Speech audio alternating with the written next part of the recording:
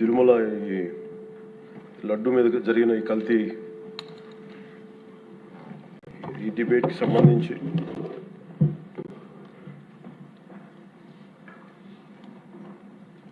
$68 లక్షల కిలోల నెయ్యి అని చెప్పే ఒక కల్తీ నెయ్యిని వాడారు. దీని మీద ఫస్ట్ ఇది ఎలా బయటకు వచ్చింది? గవర్నమెంట్ ఫామ్ అయిన కొత్తలో గౌరవ ముఖ్యమంత్రి గారు ఎన్డీఏ మీటింగ్ మమ్మల్ని అందరినీ పిలిచి కండక్ట్ చేసినప్పుడు ఆ రోజు ఒక నేషనల్ డైరీ డెవలప్మెంట్ బోర్డు చేసిన రిపోర్ట్ని చదివారు. వీళ్ళు గత పాలనలో ఇది కూడా జరిగింది అనేది టీటీడీ బోర్డు వారి పాలక మండలి చేసిన ఇది కూడా జరిగింది అనేది తెలియజేశారు. అంతే, అక్కడితో అయిపోయింది అధ్యక్ష. దాన్ని అంతకు మించి ముందుకు తీసుకెళ్ళాలి. లేదంటే నేను అది విని నాకేమనిపించిందంటే ఇలాంటివి కూడా జరిగినాయా?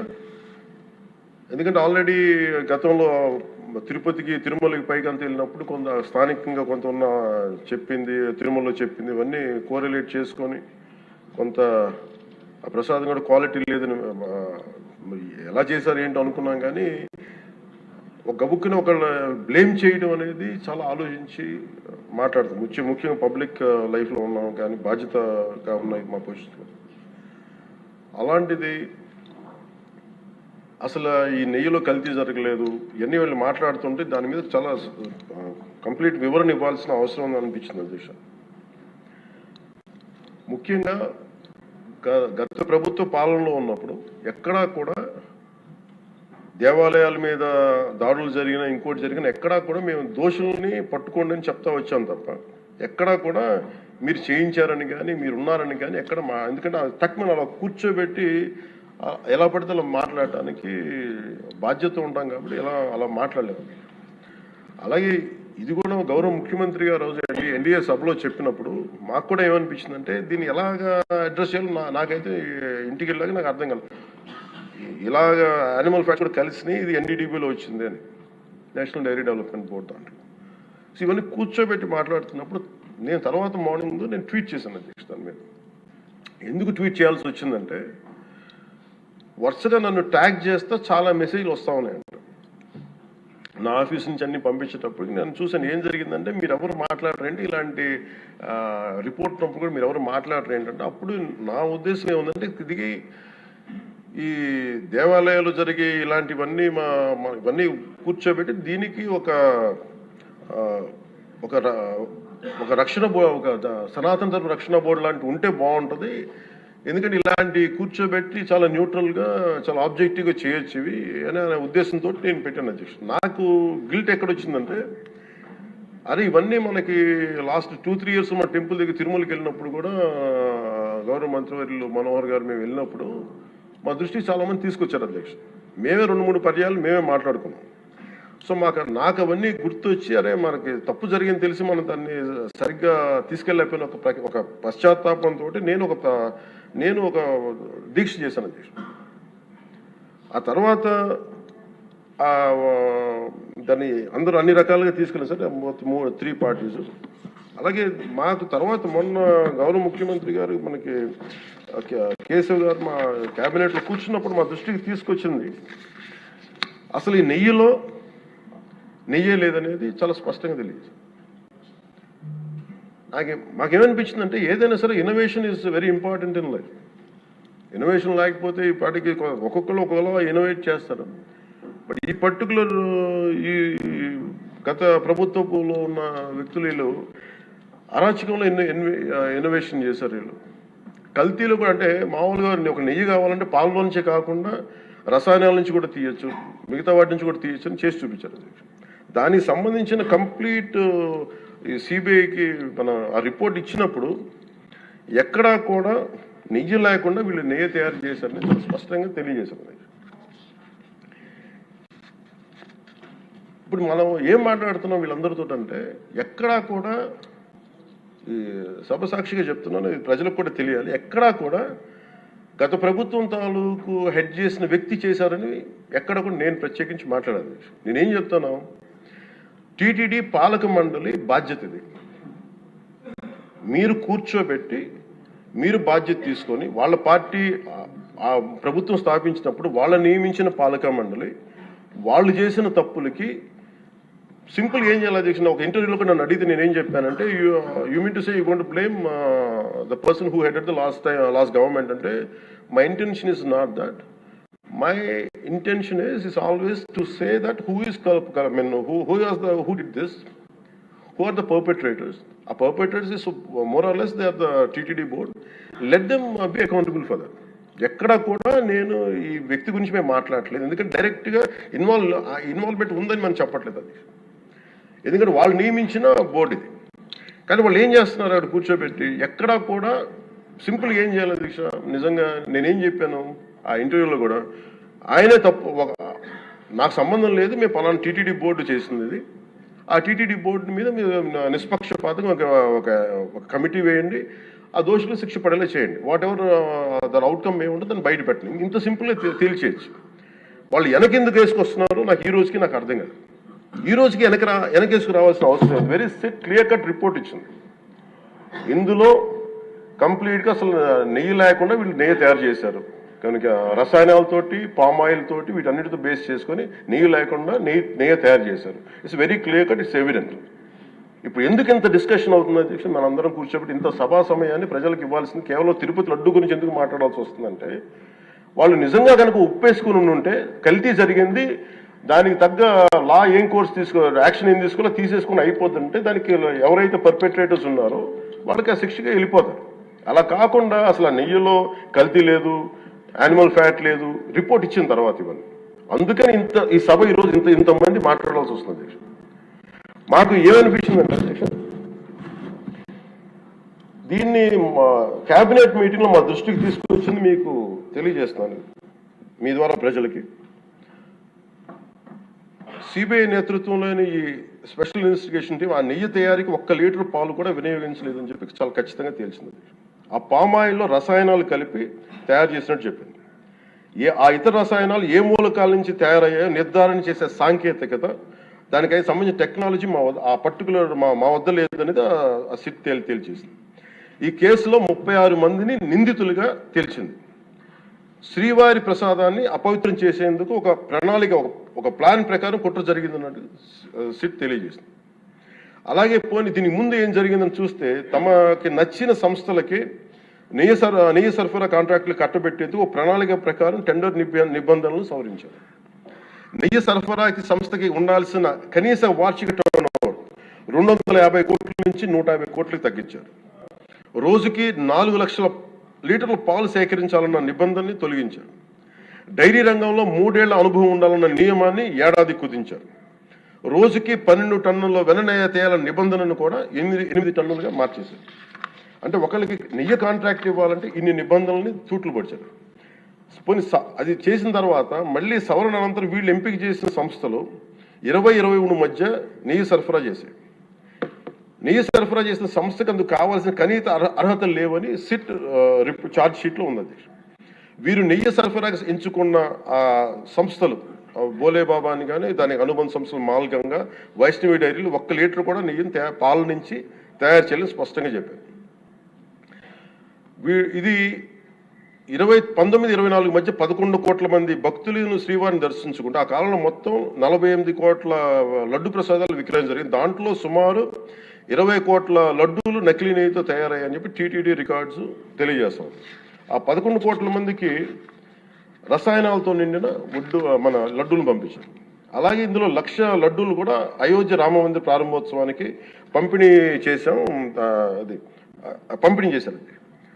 నేను మొన్న మన క్యాబినెట్లో మన గౌరవ ముఖ్యమంత్రి గారు మేమందరం కూర్చొని మాట్లాడుతున్నప్పుడు నాకు పర్సనల్గా నాకు మెసేజ్లు ఏంటంటే, అమరావతి మన ఈ అయోధ్యకి పంపిన లడ్డూలు ఈ లడ్డూలు కాదు, ఇవి వేరే లడ్డూలు. అలా ఎలా తేడా చెప్తారు వీళ్ళు? దానికోసం ప్రత్యేకంగా అంటే అక్కడ నిబంధనలు ఎక్కడా కూడా మీరు నెయ్యి మేము పలానోళ్ళు కొన్నారు మాకు డీటెయిల్స్ ఇస్తూ ఉన్నారు. నేను సభాముఖంగా ఎందుకు వాళ్ళకి పేర్లు ప్రస్తావించారు, అది చెప్పిన వ్యక్తులు కానీ వీళ్ళు కానీ. నేను అడిగింది ఏంటంటే, ఓకే మీకు దాని మీద ఆధారాలు ఏమున్నాయి, మీరు ఈ లాటే పంపించారు అయోధ్యకి అనేది మీకు ఏముంటాయి? ఎక్కడ ఏం లేదు, అన్ని గాల్లో మాట్లాడుతున్నారు వీళ్ళందరూ. ఇప్పుడు మేము అడుగుతుంది ఏంటంటే, దీనికి సంబంధించి కంప్లీట్ పాలకా మండలి బోర్డు టీటీడీ పాలక మండలి board they have to take responsibility. వాళ్ళని ఒక గత ప్రభుత్వాన్ని నడిపిన ఆ ముఖ్యుడైన వ్యక్తి వాళ్ళని వెనకేసుకొస్తున్నారంటే అందులో కూడా మీకు కూడా బాధ్యత తీసుకోవాల్సి వస్తుంది. అందుకని సభాముఖంగా మేము అందరికీ ఏం చెప్తున్నామంటే let the law take its own course. ఎవరైతే దోషులు ఉన్నారో వాళ్ళకి శిక్ష పడాల్సిందే. మా ఉద్దేశం ఒకటే అధ్యక్ష, ప్రాబ్లం ఎక్కడ ఉంది అంటే ఇందులో మనందరం కూడా ఇందాక మన గౌరవ సభ్యులు మాట్లాడతా నెల్లూరుకు సంబంధించి సోమిరెడ్డి గారు మాట్లాడతా దర్గా కానీ మన కశ్మూర్ దర్గా గురించి వీటన్నిటి మాట్లాడుతూ ఉంటే బేసిక్గా నేను కూడా నెల్లూరులో పెరిగాను కాబట్టి నేను అర్థం చేసుకోగలను. అది ఎక్కడా కూడా వేరే మతాలను కించపరచడం అనేది తెలియదు అది ఈ దేశం. అందుకే ఈ దేశం ఇలా ఉండేది కాదు. అలాంటి దేశం సాంప్రదాయాలని వీళ్ళు కూర్చోబెట్టి కల్తీ జరిగిందంటే వెరీ సింపుల్గా ఏం చేయాలి, అడల్ట్రేషన్ జరిగింది, మేము కూర్చోబెట్టి దీన్ని కరెక్ట్ చేసుకుని మీరు కరెక్ట్ చేయండి, మేము మీకు మద్దతు ఇస్తాం, ఇంతే చెప్పాలి అధ్యక్ష. అంతేగాని దాన్ని వెనకేసుకు వస్తున్నారు అంటే ఒకటి క్లియర్ కట్ రిపోర్ట్ ఉంది, అందులో నెయ్యి లేదనేది, అందులో రసాయనాలు ఉన్నాయని క్లియర్ కట్ చెప్పింది. ఈ రసాయనాల్లో ఏమున్నాయి అనేది అది పెరుమాళకి ఎరగాలి, ఆయన కూర్చొని చేయాలి. ఒక రిపోర్ట్ ఏమో మాకు ఎన్డీడీబీ రిపోర్ట్ ఏమో దాంట్లో ఖచ్చితంగా ఈ జంతువు సంబంధించిన అవశేషాలు ఉన్నాయి అనేది చాలా స్పష్టంగా చెప్పారు. అది ప్రాపర్ ఆథరైజ్డ్ బోర్డు. ఇప్పుడు వీళ్ళేమో కూర్చొని అది కూడా మాట్లాడలేదు. Very clear cut as on today special మన సిబిఐ ఇచ్చిన మన ఛార్జ్ షీట్ ప్రకారం ఆ నెయ్యి కాదు, ఇది పామాయిల్తో పాటు రసాయనాలు కలిపింది. దీన్ని కూర్చోబెట్టి వాళ్ళు ఇంత మాట్లాడుతున్నారంటే ఇది ఖచ్చితంగా ప్రజల మధ్యకి వెళ్ళాలి. దీని నుంచి లబ్ధి పొందేది ఏం లేదు ఇక్కడ. కానీ ఇది ఏంటంటే ఇది ధర్మానికి సంబంధించిన విషయం అధ్యక్ష. ఇదే ఇష్యూ కనుక, ఇదే సమస్య కనుక ఏ ఒక్క మతానికి జరుగుంటే హిందూ ధర్మానికి కాకుండా వెంకటేశ్వర స్వామి వారికి కాకుండా ఇంక ఎవరికి జరిగినా కానీ ఈ దేశం గగ్గులైపోయి ప్రపంచం అంతా గగ్గులు పెట్టేసేవాడు. సమస్య ఏముందంటే ఇది ప్రతి ఒక్క హిందూ కూడా ఆలోచించాల్సింది. ఎందుకంటే ప్రతి హిందూకి బై నేచర్ మా ఇంట్లో కానీ ఎవరు ఇందాక మన సోమిరెడ్డి గారు చెప్పినట్టుగా మీరు దర్గాకి ఏదంతా చూస్తే మేము దర్గాలు చిన్నప్పుడు మేము స్కూల్లో ఉన్నప్పుడు రొట్టెలు పండుగ దర్గా మెట్లు వెళ్ళి మేము కూర్చోబెట్టి అక్కడ ఇర్రెస్పెక్ట్ హిందూస్ ఇది ముస్లిం ఫెయిత్ అనుకోకుండా వెళ్ళి కూర్చోబెట్టి అందరూ గౌరవించి దాన్ని ఈ రోజుకి వెళ్తారు హిందువులందరూ. సో ఈ దేశ మూల సంస్కృతి మన ఇస్లాంని గౌరవించేది, క్రిస్టియానిటీని గౌరవించేది, సకల మతాలని గౌరవించేది. అలాంటిది హిందూ ధర్మానికి సంబంధించిన 7 కొండల వాడు కలియుగ వెంకటేశ్వరుడు దైవం అనడానికి చాలా క్లియర్ కట్గా ఉంది అది. ఎందుకంటే కలియుగంలో జరిగింది ఆయనే, దీనికి ఆధార పురుషుడు, ఆయన మూల పురుషుడు. అలాంటి ఆయనకి పెట్టే ప్రసాదానికి ఇంత అపవిత్రం చేసిన తర్వాత వీళ్ళు ఏమి కూర్చొని దాన్ని తప్పు లేకుండా లేదన్నట్టుగా మాట్లాడుతుంటే వీళ్ళకి నాకు ఏం మాట్లాడాలో తెలియదు. దీనికి ఒక్కటి కూడా ప్రజలకు తెలియజేయాల్సింది ఏంటంటే దేశం ఇదే వేరే ఇస్లాంకి జరిగిన, క్రిస్టియానిటీకి జరిగిన, జీసస్ క్రైస్ట్కి జరిగిన, మహమ్మద్ ప్రవక్తకి జరిగిన, అల్లాకి జరిగిన ఇలా ఉండేది కదా అధ్యక్ష.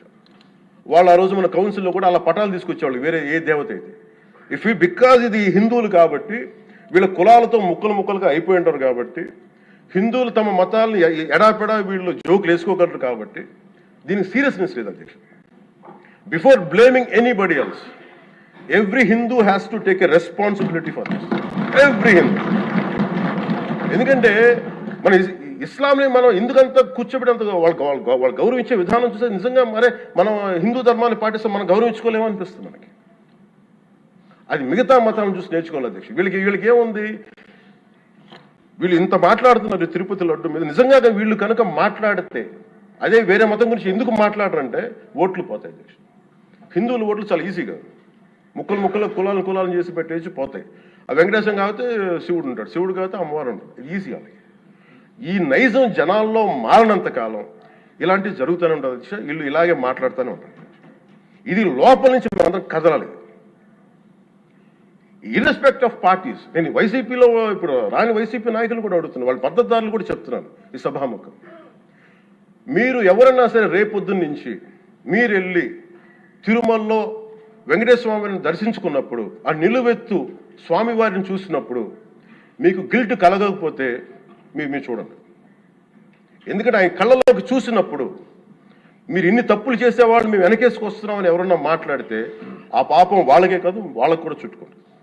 ఇది ఖచ్చితంగా దీన్ని ఎక్కడో చోట దీనికి ఒక లాజికల్ కన్క్లూజన్ అయితే పట్టుకెళ్ళదు. దోషులకి శిక్ష పడాల్సిందే. ఎందుకంటే ఇది ఇక్కడతో ఆగకపోతే ఇది ఒక పరంపర అయిపోతుంది. అందుకని మేము ఖచ్చితంగా I'm committed to get this whoever are the perpetrator they should be punished. They should be punished. అలాగే ఒక ముగింపు 2 వాక్యాలు చెప్పి నేను మాకు చెప్పి ముగిస్తాను. మొన్న ఈ మధ్య నేను ఆముక్తమాల్య చదువుతున్నప్పుడు 218వ పద్యం దాంట్లో ఆయన చెప్పింది ప్రత్యేకించి ఆయన రాసిన ఈ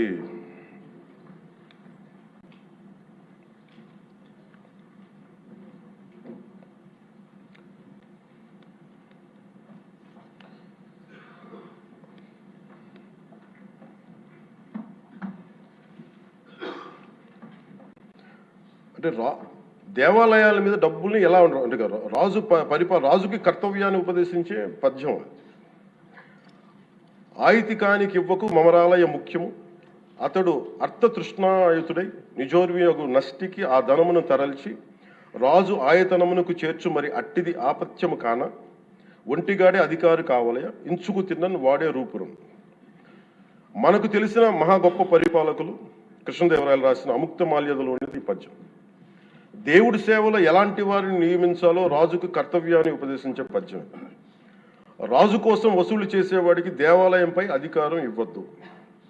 అలాంటి వాడు డబ్బు మీద ఆశతో రాజ్యానికి వసూళ్లలో నష్టం వచ్చినప్పుడల్లా దేవుడది ధనాన్ని తరలించి రాజు ఖజానాకు చేర్చేస్తూ ఉంటాడు. అలాంటిది తప్పుడు పని కాబట్టి ఎలాంటి మమకారాలు లేని ఒంటరి వాడే ఆలయానికి అధికారిగా ఉండాలి.